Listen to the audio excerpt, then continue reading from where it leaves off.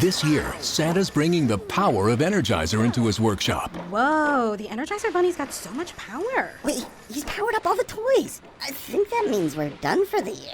I love this bunny. He's the hardest working helper the North Pole has ever seen. And he wants all your gifts to have the power of the #1 longest lasting AA battery. So this holiday season, stock up on Santa's and the elves' favorite battery, Energizer Ultimate Lithium.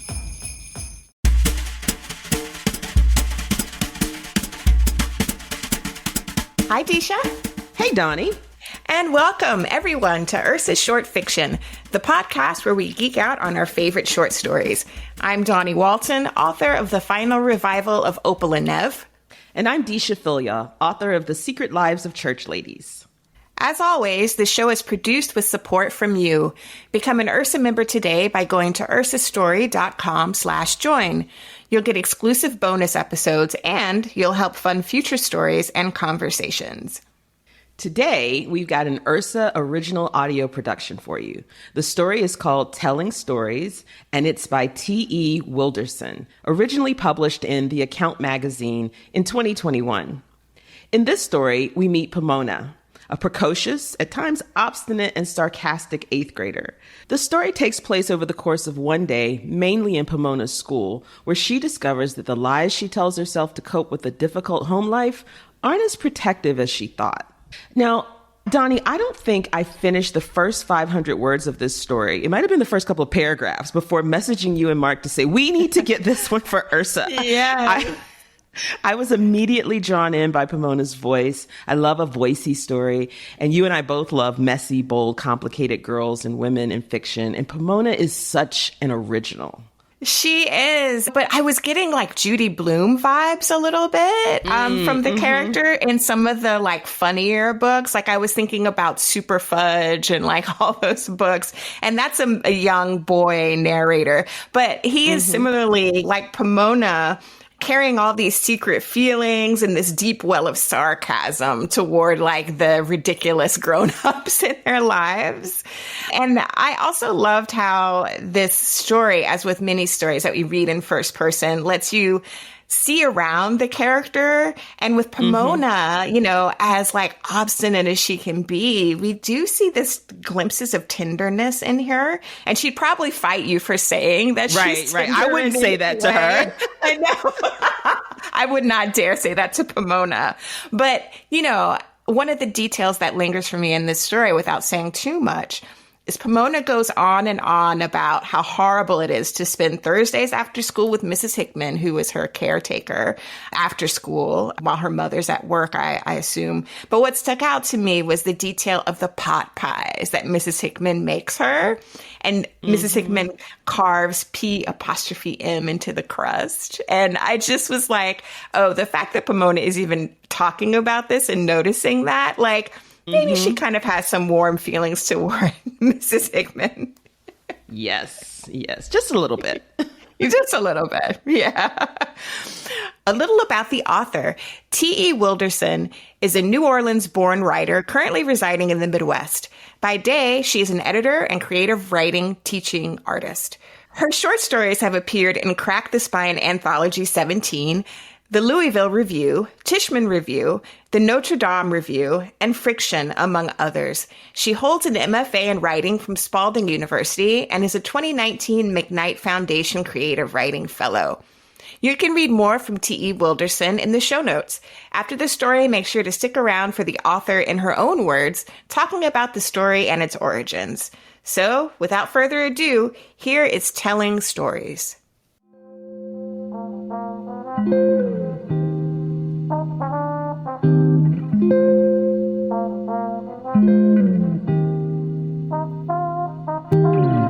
Ursa Short Fiction is proud to present Telling Stories, a story by T.E. Wilderson, performed by Jordan Cobb, originally published in The Account magazine, 2021. This story is presented with limited commercial interruption, thanks to the readers and listeners who support Ursa. Become an Ursa member today by going to ursastory.com/join.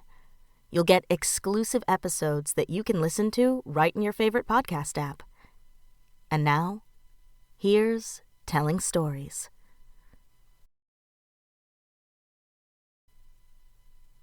Everything is all my fault.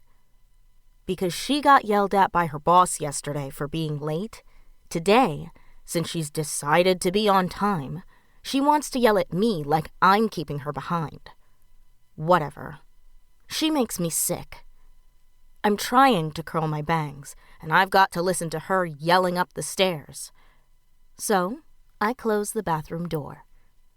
I hear her stomping up the stairs, still yelling. That's okay. I lock the bathroom door before she can get to me. Now she's banging on the door. So, I hurry up. A bit. But first, I take her toothbrush from the holder and swirl it around in the toilet a few times before I put it back. Now, I'm ready to unlock the door and go to school. "Pomona," she says, "are you trying to make me lose my job?" Then she pinches me all hard on the arm as I'm going down the stairs. I say, "Ouch," and remind her that I've got the number to Child Protective Services written inside my shoe. "You need to take those damn tap shoes off." She spits as she's talking. "I don't know why you gotta wear them all over everywhere anyway." I make a point of dramatically wiping her spit spray from my cheek. "My tap teacher says I have potential, and that I should let the shoes become a natural extension of myself."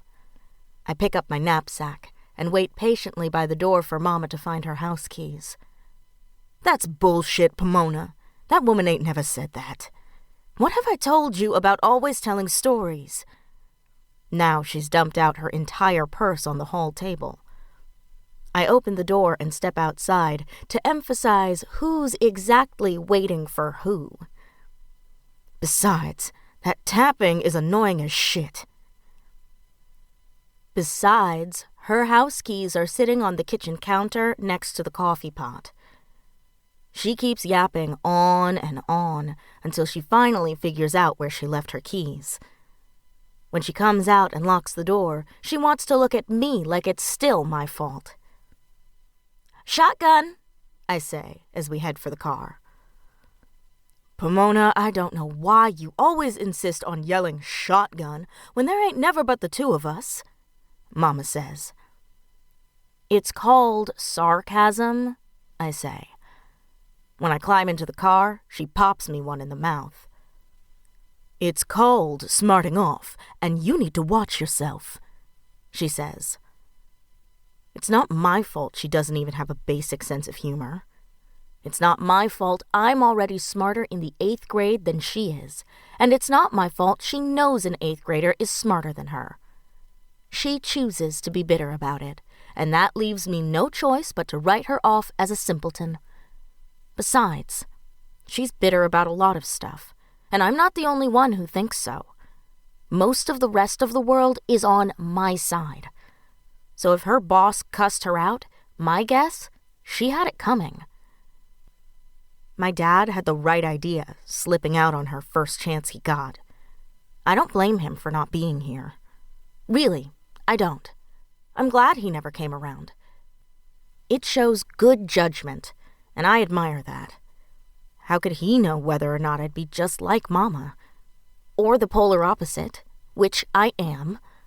He wouldn't. So why take the chance? If I ever do meet him, or not even meet him, just if I come across him in life, like if I'm a check-in clerk at a hotel and he shows up at the desk to register, I wouldn't even tell him who I was. I'd just ask him if I could shake his hand. Mama says I'm a lot like him. Sometimes, she says, too much like him. I don't care when she says that. Actually, I take it as a compliment. When she drops me off in front of school, I don't say goodbye to her when I get out. I just close the door smoothly to emphasize that I'm not the emotionally out-of-control one. Then she yells through the car window, "Don't forget, I bowl tonight. Remind Mrs. Hickman I'll be late. You hear?" I just flash her the peace sign and never look back. But now, I've got to make a quick detour to catch a smoke before first period. That's how much she got on my nerves. Vicky and Kim are huddled at the bottom of the stairs behind the lunchroom, puffing away. They have their backs to me. As I go down the steps, they don't even turn around. So when I get to them, I say, "Damn, you guys! I could have been a teacher or something, and you guys would be so busted." Vicky turns around first. "Hey, Pomona," she says. "We knew it was you." She reaches out her pack of smokes so I can take one. That's what I like about Vicky and Kim. We all share our smokes automatically, without keeping tabs. Kim's mom is always finding her stash and throwing them out, so she probably bums more than Vicky or me, but I guess, in the end, it evens out. "I so could have been the principal," I say. "Not like any of us can afford to get busted again this semester." "How could we not know it was you?" Vicky says. "Not like the whole world can't hear you in those shoes from a mile away." Vicky is the first one of us to get her period, so now she gets to be bitchy and blame it on PMS. "Why do you wear those all the time anyway?" "It's totally my mom's idea," I say. "She thinks I'll be like discovered or something, so she can become a stage mom and totally live off my dancing money. Or something, like Brooke Shields and her mom." "Brooke Shields is a model. They earn way more than dancers," Vicky says. "I know," I say. "That's so lame," Kim adds. "I know.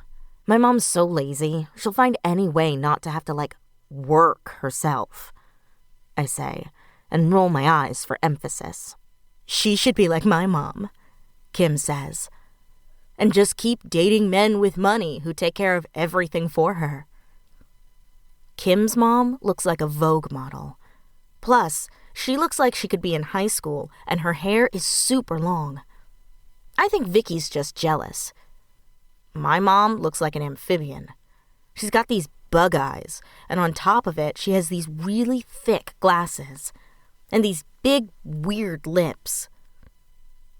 I made a joke one day when she had on this head-to-toe lime green outfit that she looked like Kermit the Frog on crack. She popped me in the mouth and told me she had plenty more of that crack if I didn't watch out. Either way, counting on her to snag a man to set us up is a major waste of time. I don't even know how she snagged my dad. The last time I asked her about him, she said he didn't want to know shit about me, so what do I care about him for? I never said I cared. I just wanted to see what she'd say. Besides, I found out his name anyway, and I wrote it down. It's Wayne Henry Turner, and he lives at 1717 Live Oak Drive in Silver Spring, Maryland. One day, when I was looking in Mama's purse for smokes, I found a check folded in her wallet. It was for $366.50, and it was super big, bigger than Mama's checks, and it was all typed except for the signature. It said, "Pay to the order of Pomona Denise Turner Trust." At the bottom, on the memo line, it said, "By court order." I wrote everything that I could before I heard Mama coming down the stairs. The next time I looked for the check, it was gone. The homeroom bell rings, so we have to finish our smokes real quick so we're not late. Kim and Vicky both have homeroom with Mrs. Anderson, Skinny Anderson, that everybody likes. I've got Fat Anderson, who nobody likes. She's always smirking at people, like she knows something funny. The only thing funny about her is her breath, which always stinks. So today, after she calls roll, how come she has to say, "Pomona, come up to my desk, please"? She gives me that dumb smirk of hers the whole way I'm walking up to her desk. Then she hands me a note from the office. I don't give her the pleasure of looking at the slip right then. I don't even look at it all during homeroom. She calls my name when the bell rings, but I totally make it out the back door before she can catch me. And once I'm in the hall, I never look back. I showed her. I look at the slip during my first period social studies class. It says I have to see the guidance counselor during my study hall. I'm thinking it could have been worse. Besides, my study hall is right after lunch, so I can go have a quick smoke to cool my nerves before I go and meet the freak. My guidance counselor, Mr. Pekarsky, is such a freak. He thinks he's all hip and cool and tries to talk and act like he's everybody's friend. But he's not. He's just a freak. Like, when he's trying to talk to you all serious, it's hard not to laugh. He's got these huge Mr. Ed buck teeth and glasses with a fade tint that are twice the size of his face, like some mad scientist who thinks he's a rock star. And as obviously damaged as he is, if he had an eye patch, a wooden leg, and a kickstand, my mom still wouldn't be able to snag him. So, now you see what my life is like, and why, even if it wasn't Thursday, and I had to stay late at Mrs. Hickman's, I'd be hating this day. So, all through first and second periods, I'm trying not to sweat it. There ain't nothing I've done lately to get me called into the guidance office. But by third period music class, it's starting to bug me. We've been practicing Thriller by Michael Jackson, and I can play my part in my sleep. But today, I keep messing up, and it's pissing me off because I know it. Then, Mrs. Bigelow has to go and rub it in, saying, "Concentrate, Pomona.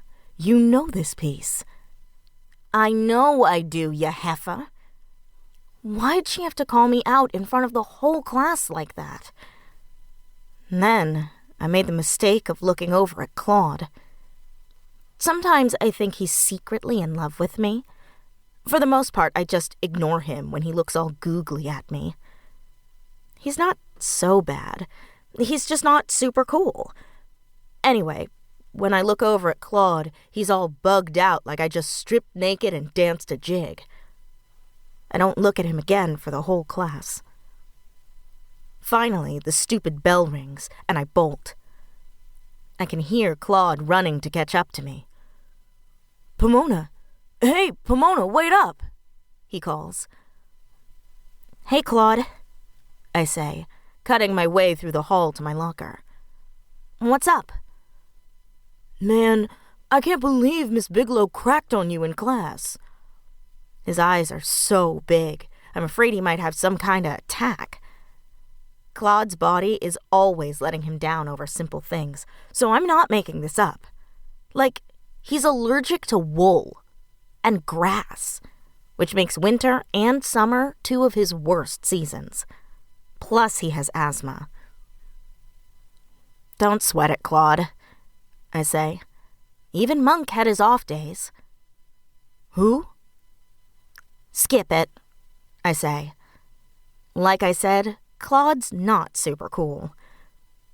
If you don't know, you'll have to wait until you're ready to learn. He just stands there, staring at me like a guppy, while I spin the combination on my lock. I open the locker door wide enough to dig in my knapsack for a smoke, which I tuck in the sleeve of my shirt. I shut the locker, and Claude is still standing there. "Listen," I say. "No big whoop, all right? Thursdays always suck. Why should today be any different?" "Oh, yeah, Thursday." Claude starts shaking his head, like I've just explained how the world almost came to an end, but missed. Now I'm beelining to the lunchroom, because if I'm going to have a real good smoke before study hall, I can't get stuck at the end of the lunch line. This means Claude, who is like a foot shorter than me, is nearly running to keep up. "Hey," he says, "I brought Scrabble with me today because I was going to play at the library after school. but I could play with you over at Mrs. Hickman's. Okay? Claude lives only a couple of blocks from Mrs. Hickman. Listen, Claude. I stop just inside the lunchroom. I so can't think about that right now, okay? I'll totally see you after school. Claude says I can think about it, so I flash him the peace sign and make it to be 12th in line. Claude is smart enough to be president one day. He has these complete hippie parents who don't believe in TV, so he reads all the time. He'll read anything, including the dictionary. The library near his house has a Scrabble club that meets once a week, and he is like the undisputed champ. So the fact that he'd offer to give up the one day of the week where he's like a rock star to ease my hell is totally cool. So when I say I think he's in love with me, you know I'm for real. Lunch today is chipped beef, which means Thursday is also crappy food day, since Mrs. Hickman gives me frozen pot pies on Thursdays. At least I get my pick between chicken, turkey, and beef. She always makes sure I have a choice, and she carves P'(M) in the crust on top. So, more or less, she's not the worst. Aside from the fact that her house smells like dead rodent. And she's always farting and blaming it on the dog. And she doesn't have a color TV, just this tiny black and white one you have to be almost on top of to see, so what's the point? Basically, her house is boring as shit, and smells like it too. She smokes Salem's, though, and has like 10 packs lying around the house because she forgets where she puts them when she opens them, so I can palm as many as I want when I'm there, and she never knows the difference. I sit next to Missy and Muffy because they're the least stuck-up girls in my lunch period. If I could be anybody else in the world, it would be Muffy. First of all, she can wear makeup to school. Not only that, her mom buys her makeup for her. And I mean the super expensive stuff at the department store. One day, she was touching up her eyeshadow in the bathroom, and she told me her mom bought it for her one day when they got makeovers together downtown. It was a kinda shimmery princess blue color, and it came in a little case that looked like a gold clamshell. She even let me put some on. The color was Desert Twilight, and on Muffy, it looked just like it did on the model in the ad in Cosmo. I wouldn't call Muffy pretty, but she's tall and kinda exotic looking. She could totally make it as a model, except for the fact that she wears her hair in a fro. Her mom has her enrolled in this modeling school uptown, and one day she brought her test photos in to show everybody. She explained that these were the pictures she was going to put in her portfolio for when she was ready to go on go-sees, which are basically what you call model auditions. Mama said no way in hell was she gonna pay for modeling lessons, even if I grew a foot overnight and woke up pretty. Mama also says that the only reason Muffy's in modeling school is because she's adopted by these white folks that wouldn't know black beauty if it slapped them in the face. Maybe so, but last summer, Muffy and her mom went to New York with some of her pictures and met with a bunch of agents. Muffy said that the lady at the top agency in New York said to call her when she grew to be 5'9" because she might be able to start in their runway division. Mama didn't have nothing to say after that. Anyway, I decided to take matters in my own hands. I went downtown to this funky store that has one of those photo booths in it. I took a bunch of pictures of myself, posing like they do in fashion magazines. I had to go a few times before I had enough pictures that I thought were as good as Muffy's. But the good thing is, you get 6 to a strip. So I had enough to choose from. I cut the best ones out and sent them to these modeling agencies I read about in 17. That was a few weeks ago, so I'm still waiting to hear. I figure I can model during summer vacations until I'm out of high school. Then, who knows? Missy reaches into her purse and hands these Avon catalogs to Muffy and me, announcing she's now an Avon lady. I cannot believe I didn't think of that shit first. Missy's going on and on about all the samples she's ordered and how much she's already sold, but I'm stuck on the nail polish page.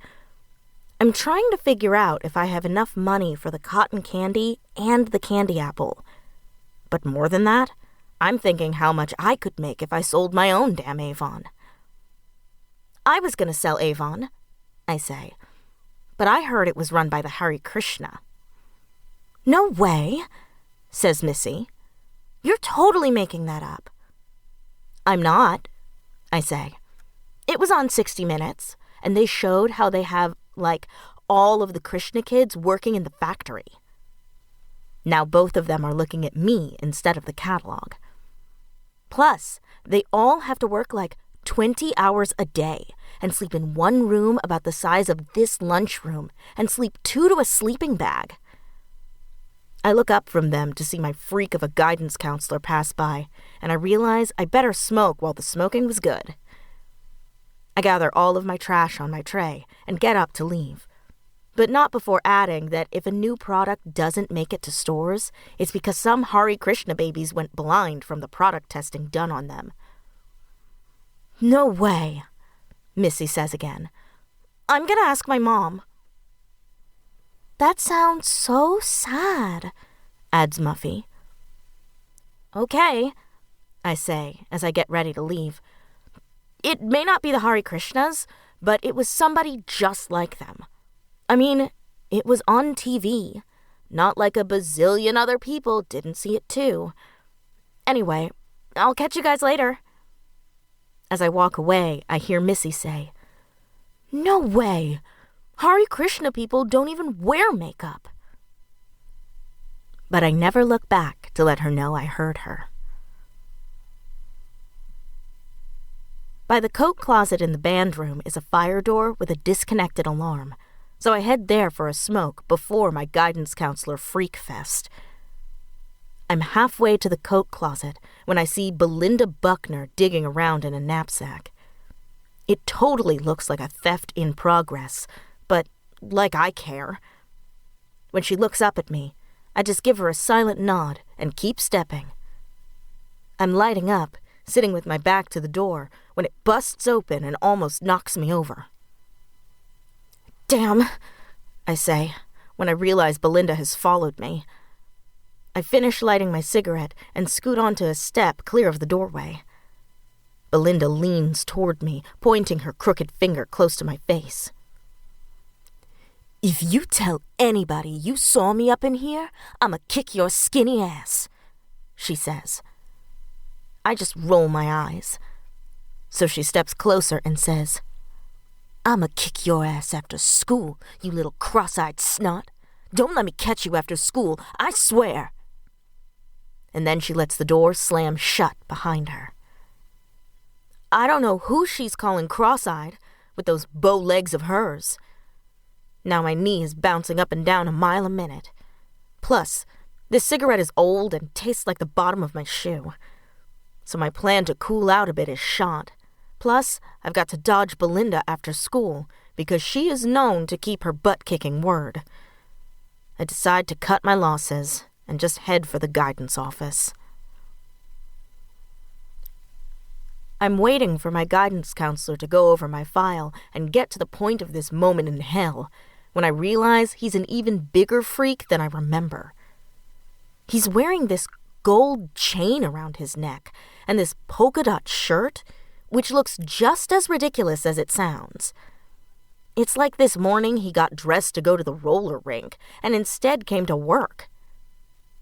He hasn't said a word since he told me to make myself comfortable when I came in about forever ago. As if making myself comfortable was possible. I'm hoping I'm here because he has to check in with all of his new transfer students to see how we're adjusting. He's looking through my file, eating a Whopper and some onion rings, and his eyebrows are moving almost as much as his jaw. I think he might be trying to hypnotize me. This goes on, forever. Anyway, He finally stops reading and puts his elbows on the edge of his desk with his 2 fingers pointed up like a steeple, so I'm guessing he's being serious with me. Well, I see here that your grades are okay. They could be better, but they're passing. He stops to suck his teeth a couple of times. What concerns me is that your teachers, every last one of them, says that you could do better if you didn't spend so much time in class flirting with the boys. His eyebrows go up, and he just holds them there, which I guess means he's waiting for a response, but I can't move. I think I'm not old enough to have a heart attack, but I'm sure that right now I'm dying. I want to tell him that I need to go to the hospital, really, but I can't move. At all. I can see that he's talking to me, but all I can hear is this whoosh noise in my head, like when I swim underwater in the pool at the Y.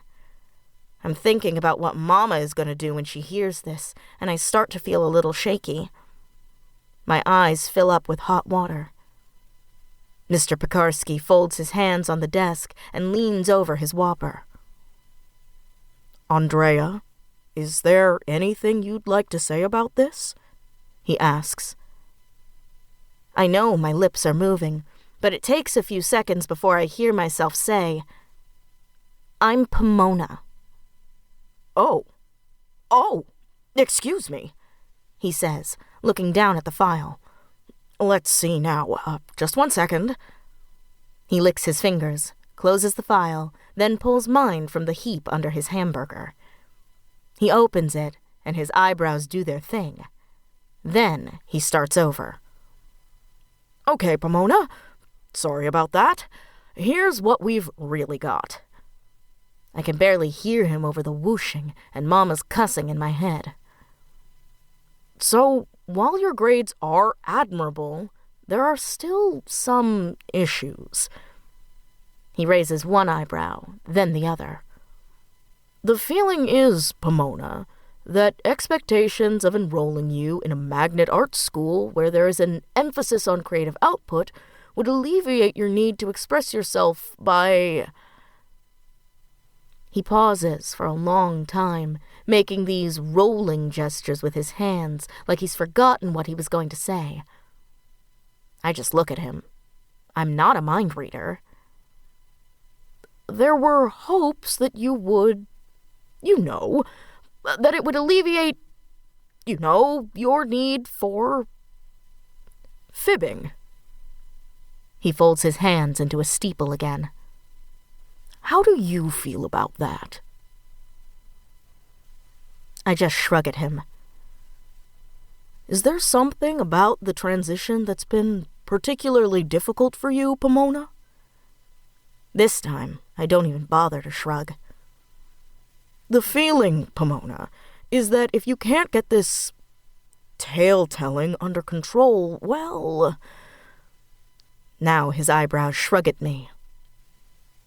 The feeling is that, perhaps, you should start to talk to someone on a regular basis. To kind of sort this out, Get to the bottom of this need to fib. I don't know what my face did, but it must have been something, because he adds all quick, Oh, not me. The suggestion has been made that perhaps seeing a counselor outside of school might be a next step, as opposed to transferring you to another school again.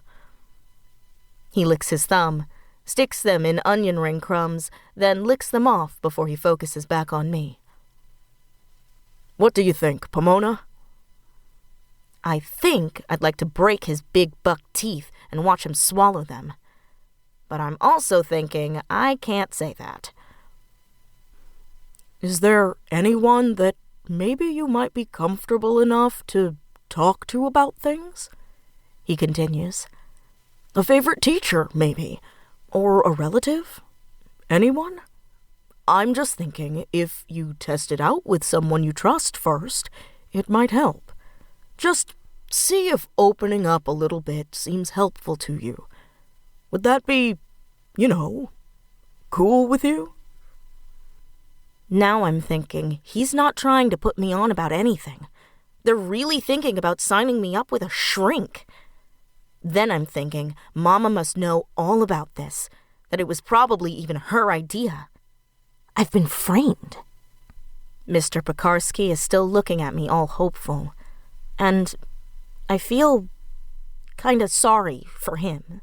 So I say, well, there's Mrs. Hickman, I guess.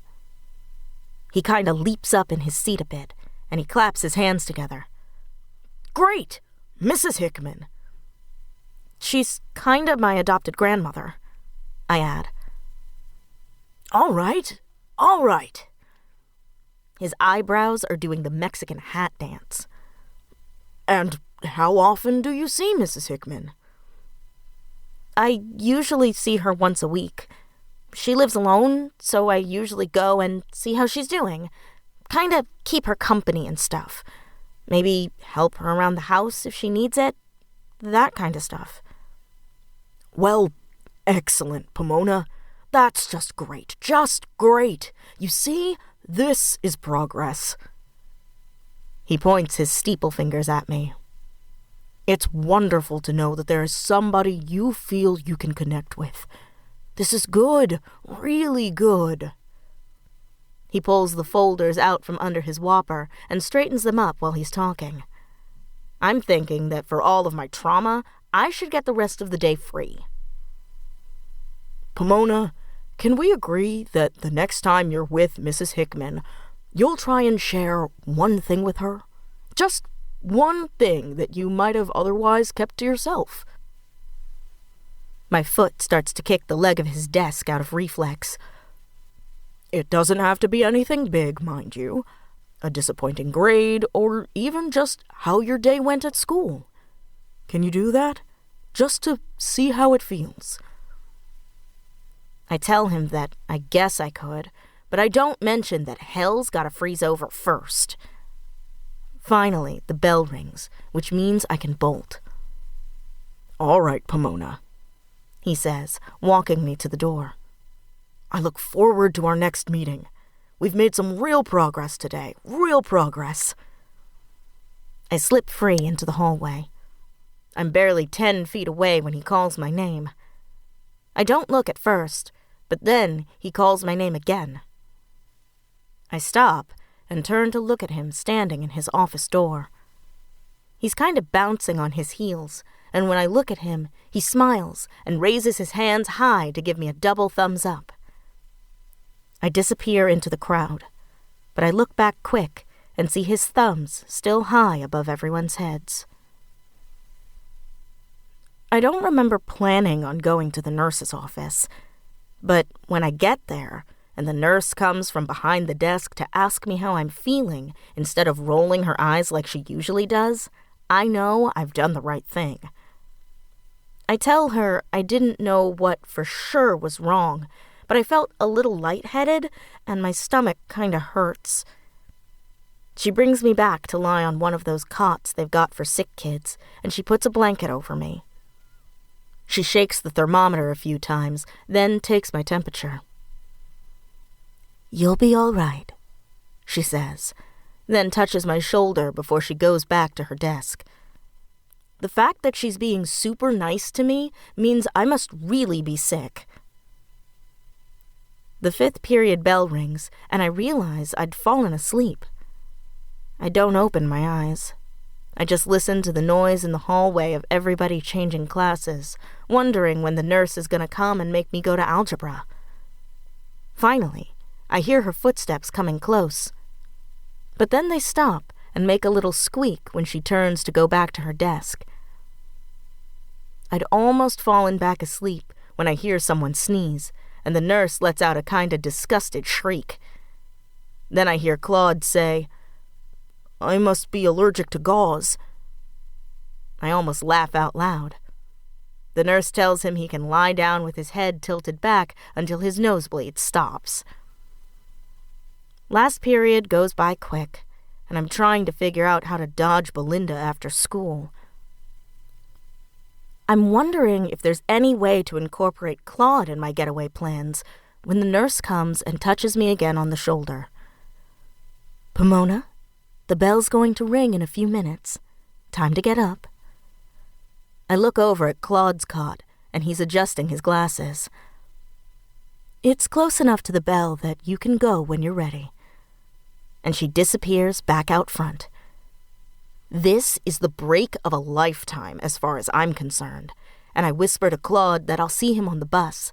Then I make for the door, waving to the nurse as I go. "You feeling better, Pomona?" she asks.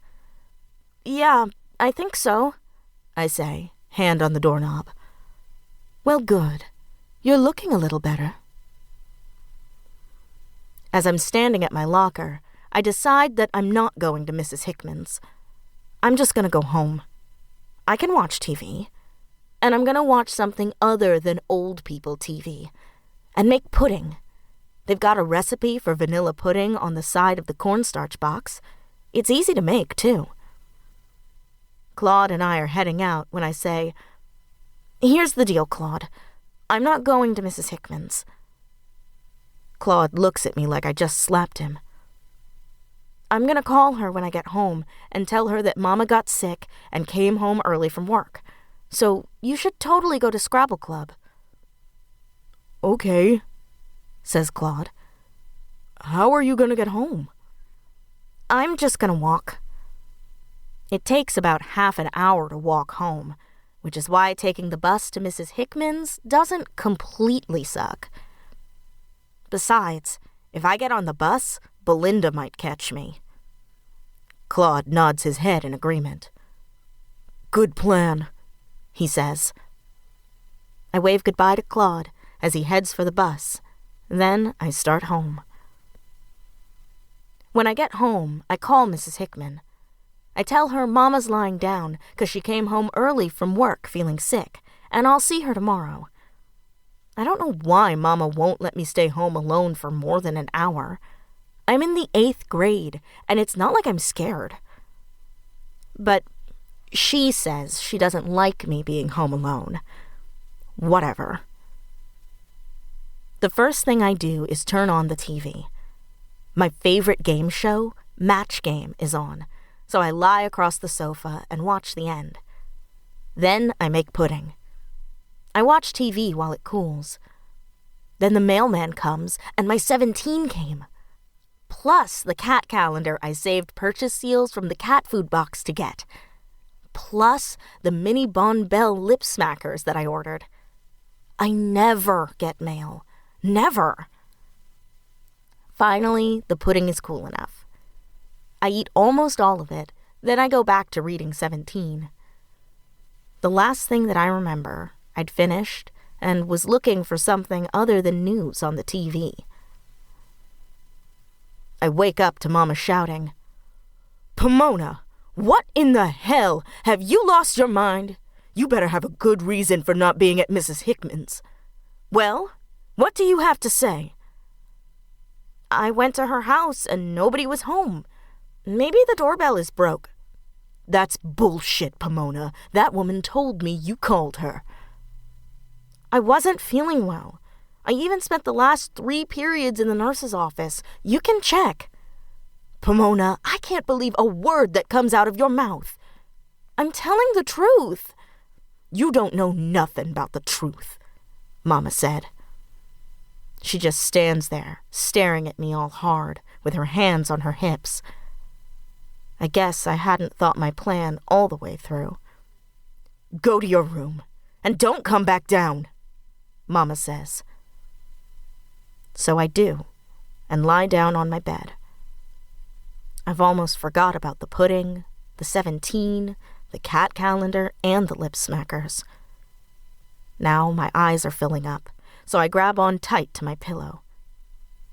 She'll see. I'm going to be rich and famous, and she'll be lucky if I ever even talk to her. And I'm going to find my dad. He should know how successful his daughter turned out to be. She'll see. They'll all see. I'm going to make it. And this time, I'm for real.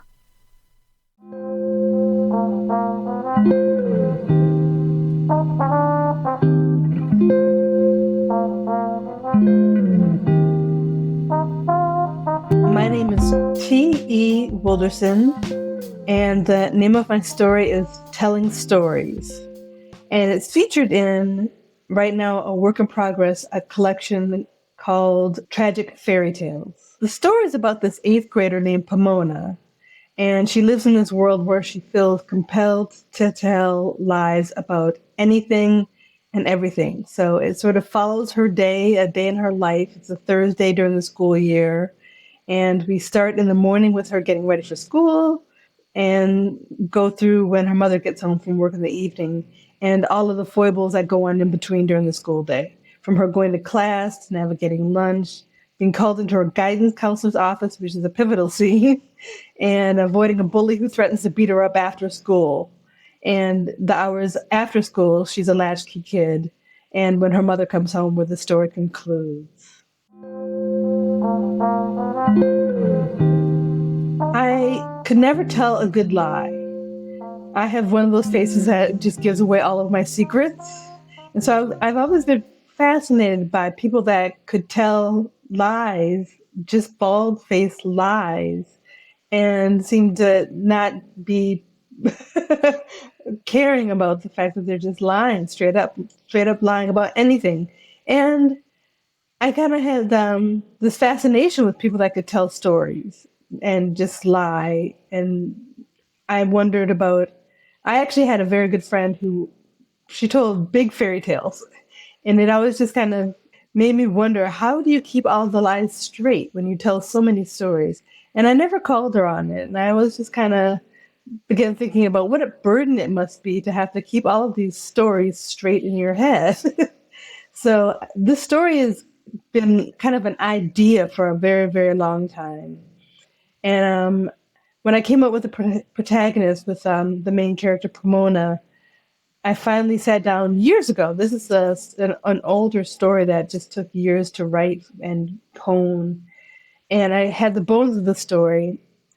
And I decided that I would try to tell it from an empathetic point of view. Like, I wanted her to be a likable character in the end, even though she's a perpetual pathological liar and, you know, by default, an unlikable narrator. I wanted you to kind of sympathize or empathize with her in the end. Theme-wise, I wanted to kind of tackle self-identity, belonging, and self-preservation. And the biggest challenge I faced when writing the story was how to make Pomona not wholly unlikable. That was the biggest challenge, I think. I decided to write the story because she lies as a defense mechanism, and she does it as a kind of a way to inoculate herself from reality.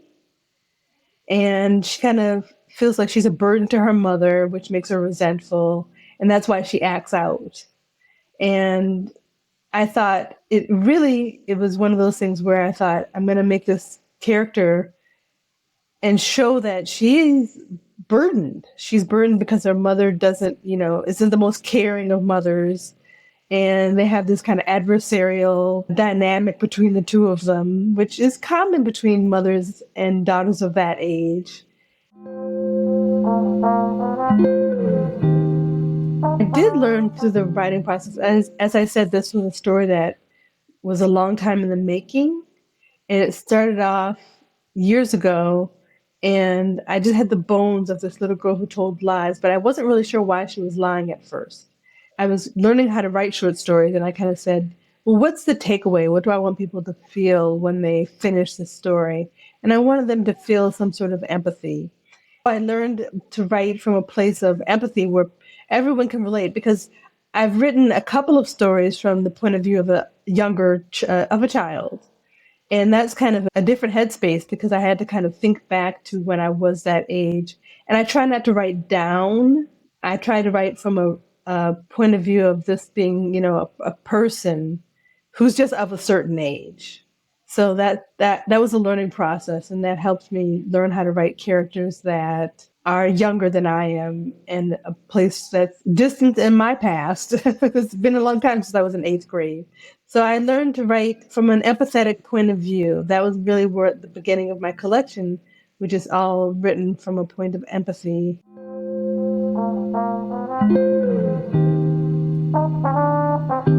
think I really began to fully trust myself once Pomona's voice started to come to me. And I really began with the opening scene and when she's getting ready, she's curling her bangs. And I thought, okay, now she seems real. I kind of get her. She just became more dynamic once I started to hear her voice and see that she's really trying to preserve herself and her own sense of self. And she's trying to be someone she's not. And she tries to portray herself as someone who is larger than life and likable and unique and all of these other things. And she doesn't really truly feel that way. So that's why I don't think it's giving anything away to say that she wears these tap shoes everywhere she goes. And then we find out early on that, the tap shoes, that's one of the lies that she tells, is that why she's wearing these tap shoes. And and it's kind of indicative of her whole being, that she wants to be something bigger than she is. And she doesn't really have a huge self-esteem. She really has a very low self-esteem. And that comes into play with the talk about her father, her absentee father. And there's a part in there that she addresses, her feelings about him and if she were to ever meet him. And so I thought, this is an insecure kid, and I wanted to show her insecurities. And once I knew that's what was driving her, then it became really easy to write.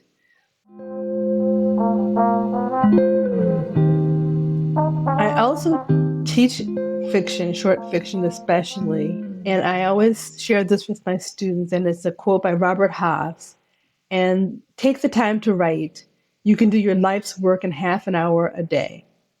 And that's something I want to instill in all of my writers. And I think for every writer, even if you do it in 5-minute increments, you can find 6 times out of your day to write for 5 minutes. Even if it's just notes about your story or your novel, that you can, I just think that's like kind of my life's motto, that you can do your life's work in half an hour a day.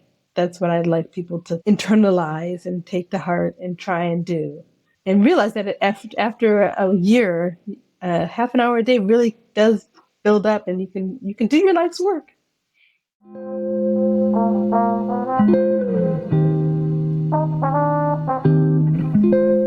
Telling Stories is written by T.E. Wilderson and performed by Jordan Cobb.